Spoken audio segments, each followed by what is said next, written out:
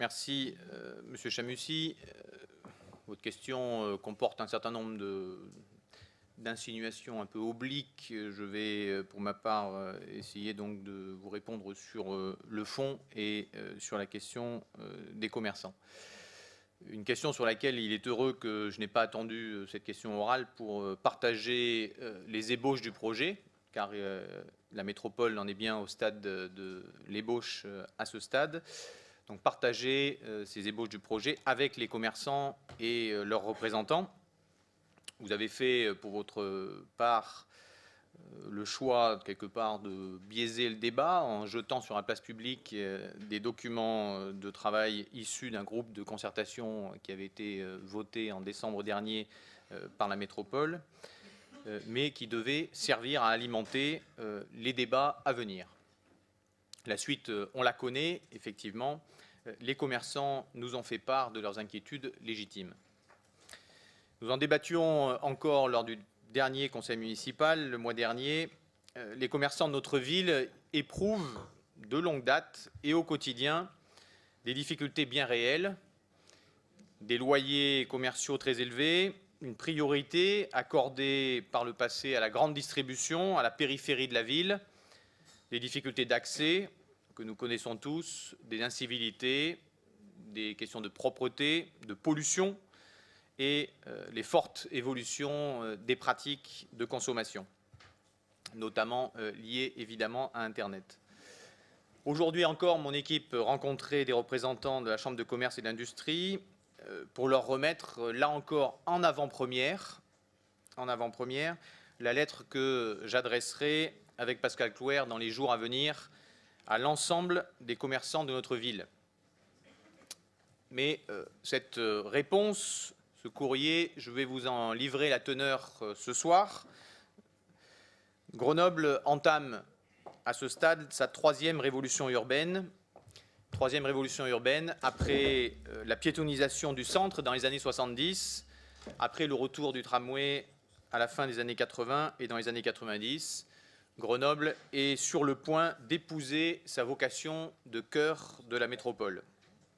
Et quelle que soit notre place dans la société, saisissons l'opportunité de la construction de la métropole pour offrir aux 680 000 habitants du bassin de vie un cœur d'agglomération à la hauteur de leurs besoins.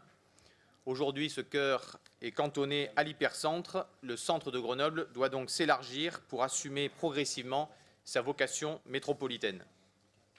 Cela concerne évidemment la question des déplacements, mais cela ne concerne pas seulement la question des déplacements. C'est un réaménagement global et cohérent au cœur de la métropole, auquel s'attelle aujourd'hui l'équipe du président Ferrari, que nous soutenons fortement et avec laquelle nous travaillons. Qui dit ambition dit nécessité, devoir de pédagogie, de partage démocratique, pour que chacun puisse avancer au même rythme et dans la même direction.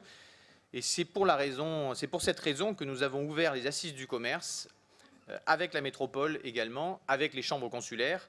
Nous avons travaillé à l'élaboration d'un plan d'action partagé qui a déjà acté une série de mesures que je vous livre rapidement.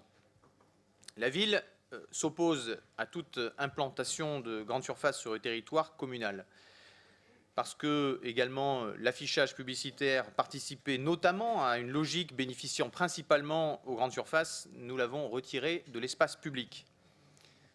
En ce qui concerne la tranquillité publique, celle-ci a été renforcée entre 2014 et 2015.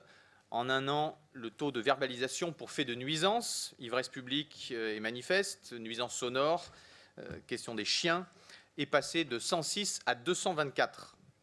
Nous avons également entamé un processus de maraude en lien avec des associations et synchroniser le travail de la police municipale et de la police nationale, un renforcement qui d'ailleurs, dans la période de fin d'année, sera particulièrement effectif les mercredis et les samedis.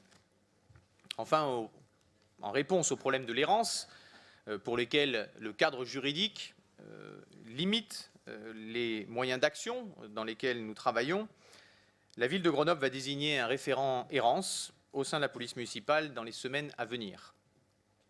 L'ensemble des actions de la ville lié à la tranquillité publique sera partagé et travaillé et présenté au sein d'un comité de suivi régulier qui sera mis en place dans les plus brefs délais. Il rassemblera les services de la ville, les représentants des commerçants, Chambre de commerce et de l'industrie, la belle ville, Chambre des métiers et de l'artisanat, et permettra ainsi d'avoir une vue partagée sur les actions déployées et les priorités, ainsi que sur les indicateurs de suivi.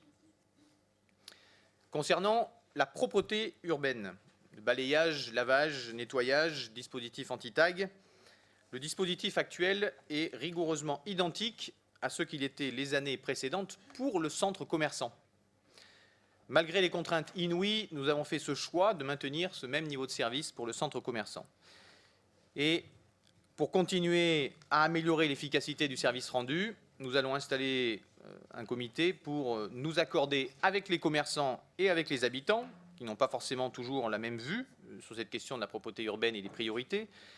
Nous allons donc réunir ce comité pour définir ensemble les standards de propreté, leur suivi, adapter le travail des équipes de la ville et les tournées en conséquence, tout en maintenant les moyens, car il n'est pas question d'une envolée des moyens.